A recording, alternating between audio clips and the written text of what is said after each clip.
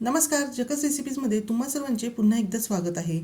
आज आपण दिवाळी फराळामध्ये चकलीची योग्य पद्धतीने योग्य प्रमाणात भाजणी कशी बनवायची, त्याचबरोबर त्यापासून चकली कशी बनवायची हे बघणार आहोत। या भाजणीपासून तयार केलेली चकली ही आतून पोकळ होते, त्याचबरोबर अगदी कुरकुरीत खुसखुशीत होते, याचा आवाज तुम्ही ऐकू शकतात। भाजणी बनवताना काय काळजी घ्यायची आणि योग्य प्रमाण कसे घ्यायचे हे बघणार आहोत। आता आपण प्रत्येकच धान्य हे धुवून न घेता यामध्ये जे मी डाळी वापरणार आहे तर त्या मी ओल्या कपड्याने पुसून घेणार आहे। त्यासाठी मी इथे कॉटनची ओढणी घेतलेली आहे आणि थोडेसे पाणी टाकून ही ओढणी मी ओली करून घेतलेली आहे। त्यानंतर यावर मी चणा डाळ घालून घेतलेली आहे आणि व्हिडिओ दाखवल्याप्रमाणे ही चणा डाळ या ओढणीमध्ये आपल्याला व्यवस्थित अशी पुसून घ्यायची आहे। यामुळे आपला वेळसुद्धा वाचतो आणि आपली डाळसुद्धा व्यवस्थित अशी स्वच्छ होते। आता अशी ही डाळ आपण या कपड्यामध्ये पुसल्यामुळे याला जर काही पावडर लागलेली असेल किंवा काही घाण लागलेली असेल ती सुद्धा अगदी व्यवस्थित अशी काढली जाते। आणि याच पद्धतीने मी बाकीचे सुद्धा ज्या डाळी आहेत ते त्यासुद्धा अशाच ओल्या कपड्याने पुसून घेणार आहे। तांदूळ मी स्वच्छ धुवून आणि सावलीमध्ये व्यवस्थित असे वाळून घेतलेले आहे। आता आपण इथे भाजणी करता करताच हे सर्व डाळींचे आणि तांदळाचे प्रमाण मी तुम्हाला सांगत जाणार आहे। त्याचबरोबर या व्हिडिओच्या डिस्क्रिप्शनमध्ये सुद्धा याचे प्रमाण मी तुम्हाला देणार आहे। आता सुरुवातीला आपण यामध्ये 4 कप एवढे तांदूळ घालून घेतलेले आहे। इथे आपल्याला जुना तांदूळ वापरायचा आहे, ज्याचा भात चिकट होत नाही तसाच तांदूळ आपल्याला वापरायचा आहे। अगदी तुम्ही इथे रेशनचे तांदूळ वापरले तरीसुद्धा चालणार आहे, अथवा कोलम कोळपी असे तांदूळसुद्धा तुम्ही इथे वापरू शकतात।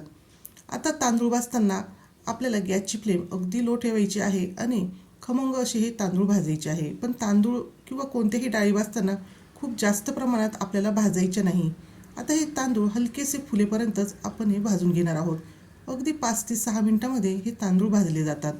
भाजणी करताना सर्वात महत्त्वाची टिप म्हणजे भाजणी ही आपल्याला अगदी मंद गॅसवरच भाजून घ्यायची आहे, म्हणजे ती छान अशी भाजली जाते। आता तुम्ही बघू शकतात की भाजलेल्या आणि न भाजलेल्या तांदळामध्ये थोडाफार आपल्याला फरक दिसतो आहे। भाजलेले तांदूळ हे थोडेसे पांढरट असे दिसायला सुरुवात झालेली आहे।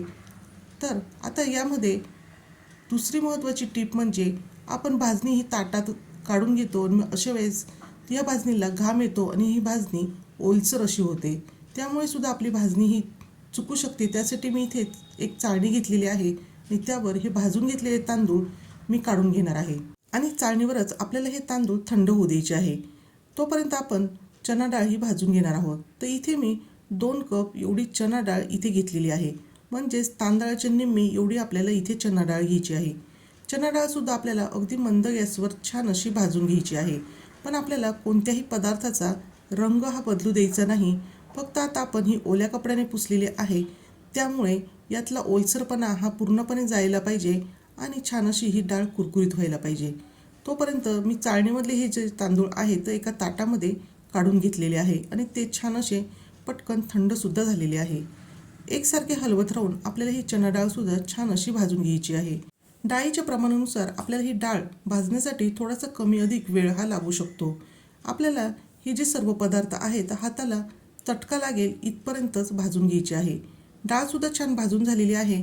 तर अगोदर मी यामध्ये जे तांदूळ काढले होते तर ते मी ताटामध्ये ठेवलेले आहे आणि त्याच चाळणीमध्ये डाळसुद्धा थंड होण्यासाठी ठेवणार आहे। जोपर्यंत आपली दुसरी डाळ भाजते आहे तोपर्यंत ही चणा डाळ छान अशी थंड होणार आहे। आता मी इथे सफेद उडीद डाळ घेतलेली आहे। तर ही सफेद उडीद डाळ मी 1 कप एवढी घेतलेली आहे। तर ही डाळसुद्धा आपल्याला छान अशी मंद गॅसवर भाजून घ्यायची आहे। हात लावला असता आपल्या हाताला चटका बसेल इतपतच आपण ही डाळी भाजून घेणार आहोत। आता आपण ही डाळसुद्धा भाजून झाल्यानंतर त्याच्या निम्मी म्हणजेच अर्धा कप एवढी मुगाची डाळसुद्धा यामध्ये घालून छान अशी भाजून घ्यायची आहे। या सर्व जे डाळी आहेत तर त्या आपल्याला अगदीच रंग बदलेपर्यंत जर भाजल्या तर आपली ही चकली तयार केल्यानंतर तुटू शकते। त्यामुळे आपल्याला हे जे पदार्थ आहेत तर खूप जास्त न भाजता हलके असे खमंग भाजायचे आहे। त्यानंतर यामध्ये आपण 1 कप एवढे पोहे घालून घेतलेले आहे। पोहे आपल्याला छान असे कुरकुरीत होईपर्यंत भाजून घ्यायचे आहे। अजूनसुद्धा आपली गॅसची फ्लेम ही अगदी लो आहे आणि लो फ्लेमवरच आपण हे सर्व पदार्थ भाजत आहोत। हात लावून पाहिले असता पोहे हे छान असे कुरकुरीत झालेले आहेत। आता पोहे आपण काढून घेणार आहोत। त्यानंतर आपण यामध्ये अर्धा कप एवढे साबुदाणे घालून घेणार आहोत। साबुदाणे आपल्याला छान असे फुलेपर्यंत भाजून घ्यायचे आहे. सुरुवातीला हे साबुदाणे आपल्याला छोटे दिसत आहेत, पण जसजसे हे भाजले जातील तसे ते छान असे फुलले जातात. आता हे सुद्धा आपण काढून घेतल्यानंतर यामध्ये आपण घालून घेणार आहोत अर्धा कप एवढे धणे. धणेसुद्धा आपल्याला खमंग अगदी छान असा सुगंध येईपर्यंत भाजून घ्यायची आहे. आणि याची फ्लेम आपली नेहमीप्रमाणे लोच ठेवलेली आहे. आता आपले हे धणे छान असे खरपूस भाजून झाल्यानंतर गॅस आपण बंद करणार आहोत. आणि त्यानंतर आपण यामध्ये 1/4 कप एवढे जिरं घालून घ्यायचे आहे. जिरं भाजण्यासाठी जास्त वेळ लागत नाही आणि कढई आपली खूप जास्त अशी गरम झालेली आहे, त्यामुळे गॅसची फ्लेम बंद करून आपण एकसारखे हलवत राहून हे जिरं भाजून घ्यायचं आहे. आणि या ठिकाणी तुम्ही बघू शकतात आपली ही भाजणी अगदीच छान अशी भाजून तयार झालेली आहे. कुठेही या ठिकाणी कोणत्याही डाळीचा रंग बदललेला नाही, पण तरीसुद्धा ती छान अशी खमंग भाजली गेलेली आहे. त्यामध्ये कोणताही ओलसरपणा राहिलेला नाही आणि छान अशी ही कुरकुरीत होईपर्यंत आपण भाजून घेतलेली आहे. त्यानंतर अगदी मी यामध्ये 3 ते 4 लवंगसुद्धा घालून घेतलेले आहे. चकलीची भाजणी तुम्ही गिरणीतून अथवा जर शक्य असेल तर घरघंटीमधून दळून आणून घ्यायची आहे. आता दळल्यानंतर या मेजरमेंटच्या कपाने मी 6 कप एवढी चकलीची भाजणी घेतलेली आहे. त्याऐवजी तुम्ही वाटीचा अथवा एखाद्या कपाचा सुद्धा वापर इथे भाजणी मोजण्यासाठी करू शकतात. फक्त एवढेच की ज्या कपाने किंवा ज्या भांड्याने तुम्ही भाजणी मोजली आहे त्याच भांड्याने आपल्याला पाणी मोजायचे आहे. 6 कप भाजणीसाठी मी 6 कप पाणी कढईमध्ये गरम करण्यासाठी ठेवलेले आहे. 6 कप भाजणीपासून आपली 1 किलो चकली ही तयार होणार आहे. यामध्येच मी चवीनुसार मीठसुद्धा घालून घेतलेले आहे. त्यानंतर आता आपल्याला यामध्ये अगदीच पाव चमचा एवढी हळद घालायची आहे. चकली बनवताना हळद थोडी कमी घालायची आहे, ज्यामुळे चकलीला रंग हा छान येईल. त्यानंतर आपल्या आवडीनुसार यामध्ये आपण लाल मिरची पावडर घालणार आहोत. तर 6 कपासाठी मी इथे 2 ते 2.5 चमचे लाल मिरची पावडर घातलेली आहे. इथे आपल्याला काश्मीरी लाल मिरची पावडरचा वापर अजिबात करायचा नाही. छोटा पाव चमचा यामध्ये आपल्याला घालून घ्यायचा आहे हिंग. त्याचबरोबर आपण यामध्ये 1 चमचा ओवासुद्धा घालून घेतलेला आहे. चकलीला छान अशी चव यावी, त्याचबरोबर चकली छान दिसावी यासाठी मी 2 चमचे यामध्ये सफेद तीळसुद्धा घातलेले आहे. यामधले सर्व जे पदार्थ आहेत ते मी पोहे खाण्याच्या चमच्याने मोजून घेतलेले आहे. त्यानंतर आता आपल्याला हे पदार्थ या पाण्यामध्ये व्यवस्थित असे मिक्स करून घ्यायचे आहे. आता आपल्याला यामध्ये तेल घालून घ्यायचे आहे, तर ते सुद्धा आपण पोहे खाण्याच्या चमच्यानेच मोजणार आहोत. तर 6 कप भाजणीसाठी 6 चमचे तेल यामध्ये घालायचे आहे. यापेक्षा आपल्याला तेल कमी घातले तर चालेल, पण जास्त तेल यामध्ये घालायचे नाही. हे प्रमाण अगदी योग्य आहे. तेल घालून झाल्यानंतर आता आपण हे मिश्रण पुन्हा एकदा हलवून घ्यायचे आहे आणि ह्या पाण्याला आपल्याला छान अशी एक उकळी काढून घ्यायची आहे. इथे तुम्ही बघू शकतात पाण्याला खळखळून अशी उकळी आलेली आहे. तर गॅसची फ्लेम आपल्याला लो करून घ्यायची आहे आणि जी भाजणी आपण तयार करून घेतलेली होती तर ती भाजणी आपण ह्या पाण्यामध्ये घालून घेणार आहोत. आता आपल्याला ह्या पाण्यामध्ये ही भाजणी व्यवस्थित अशी मिक्स करून घ्यायची आहे. तोपर्यंत आपली गॅसची फ्लेम ही अगदी लोच राहणार आहे. पूर्णपणे ही भाजणी ह्या पाण्यामध्ये व्यवस्थित अशी मिक्स झाल्यानंतर आपण ही भाजणी 10 ते 15 मिनटासाठी झाकून ठेवणार आहोत. आणि त्यानंतर ही भाजणी गरम असतानाच आपण एखाद्या ताटामध्ये काढून घ्यायची आहे. आणि त्यानंतर ही भाजणी गरम असतानाच आपण ही भाजणी मळून घेणार आहोत. पण ही भाजणी मळताना बऱ्याचदा हाताला चटके लागतात, तर अशा वेळेस तुम्ही इथे स्मॅशरचा अथवा एखाद्या ग्लासाचा सुद्धा वापर करून ही भाजणी मळून घेऊ शकता. पण मला ही भाजणी अशी मळणे शक्य आहे, त्यामुळे मी हातानेच ही भाजणी व्यवस्थित अशी मळून याचा गोळा करून घेणार आहे. भाजणी मळताना आपल्याला तेलाचा अथवा पाण्याचा वापर हा करायचा नाही. पण जर तुम्हाला हे पीठ खूप जास्त प्रमाणात घट्ट जर वाटत असेल तर अशा वेळेस तुम्ही इथे गरम पाण्यामध्ये हात बुडवून हे भाजणीचे पीठ जे आहे ते मळून घेऊ शकतात. तर अशा पद्धतीचे हे पीठ आहे की जे जास्त घट्टही नाही आणि जास्त पातळही नाही.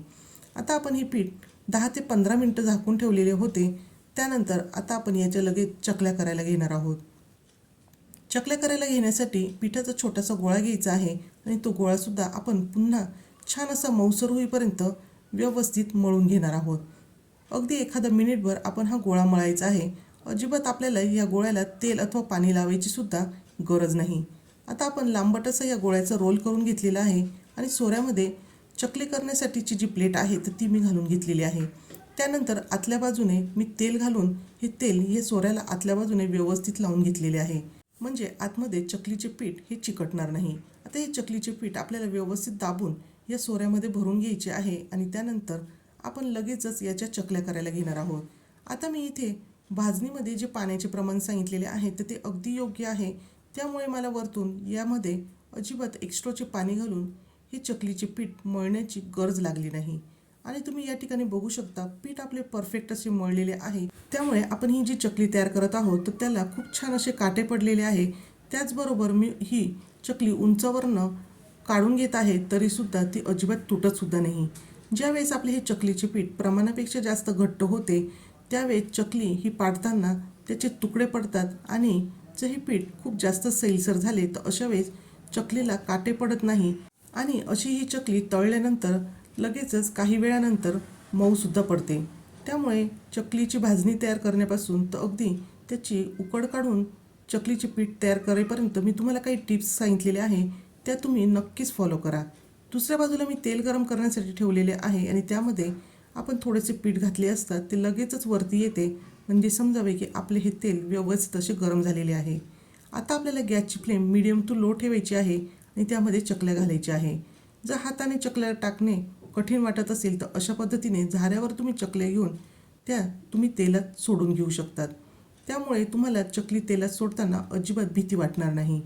एखादा मिनिटभर चकलीला आपल्याला अजिबात धक्का लावायचा नाही आणि मिनिटभरानंतर वरच्या बाजूने ही चकली थोडीशी अशी कडक झाली की लगेचच आपण ती पलटवून घेणार आहोत आणि दुसऱ्या बाजूने सुद्धा आपल्याला ही चकली छान अशी तळून घ्यायची आहे. सुरुवातीला चकली तेलामध्ये सोडल्यावर खूप जास्त प्रमाणात बुडबुडे हे येतात, तर जसजशी चकली ही पूर्णपणे व्यवस्थित तळली गेली की हे जे तेलाचे बुडबुडे आहे तर ते कमी व्हायला सुरुवात होते. त्याचबरोबर ही चकली तळताना सुद्धा आपल्याला ती कुरकुरीत झाल्याचे सुद्धा जाणवते. म्हणजे समजावे की आपली ही चकली छान अशी तळली गेलेली आहे. छान असा तांबूस रंग येईपर्यंत दोन्ही बाजूने आपण ही चकली तळून घेणार आहोत आणि त्यानंतर तेलामधून बाहेर काढताना एखादा मिनिटभर आपण अशी ही बाजूला धरून ठेवायची आहे. म्हणजे त्यातले सर्व जे एक्स्ट्राचे तेल आहे ते निघून जाईल आणि कढईमध्ये जमा होईल. आणि या ठिकाणी तुम्ही बघू शकता अगदी काटेरी आणि दिसायलाही सुंदर अशी ही चकली या ठिकाणी तयार झालेली आहे. तर यावर्षी तुम्ही याच पद्धतीची भाजणी तयार करून चकली तयार करून बघा. अगदी परफेक्ट अशी ही चकली तयार होते.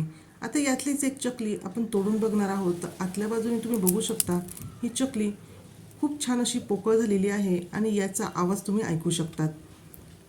अगदी कुरकुरीत आणि खुसखुशीत ही चकली तयार झालेली आहे आणि त्याचबरोबर ती अजिबात तेलकटसुद्धा झालेली नाही. त्याचबरोबर ती चविष्टसुद्धा झालेली आहे. अशी ही चकलीची भाजणी आणि त्यापासून बनवलेली चकली तुम्हाला कशी वाटली हे कमेंट करून सांगायला विसरू नका. व्हिडिओ आवडला असेल तर व्हिडिओला लाईक करा, शेअर करा. नवीन असेल तर सबस्क्राईब करा. पुन्हा भेटूया अशाच एका दिवाळी फराळाच्या झकास रेसिपीसोबत.